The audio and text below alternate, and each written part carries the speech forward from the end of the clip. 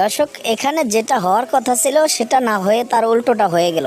দেখেন, এখানে ধরে আনলো হাঁসটিকে, বিড়ালটি, কিন্তু বিড়ালটিকে গাছে বেঁধে তারপর তাদেরকে রেঁধে খাবে এই হাঁসটি। দেখেন, শুধু তাই নয়, এই বিড়ালটি কিন্তু আবার কল করতেছে কার কাছে জানেননি?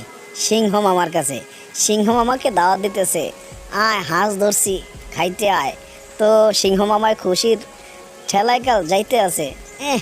দেখবে গিয়ে এই বিপদে পড়লো। এই যে গর্ত করলো হাঁসটা, গর্তের ভিতরে সিংহ মামায় পড়লো। সিংহ মামাকে খাঁচায় আটকিয়ে তারপর হাঁস মামা কি সুন্দরভাবে নিয়ে গেছে। দেখেন, দুই মামাকে বেঁধে তারপর সে কিন্তু পানি গরম করতেছে। এই যে এখন আবার সিংহ মামায় বাঘ মামাকে দাওয়াত দিতেছে। বাঘ মামা আবার লোভে দেখেন কিভাবে যাইতেছে গাড়ি করে।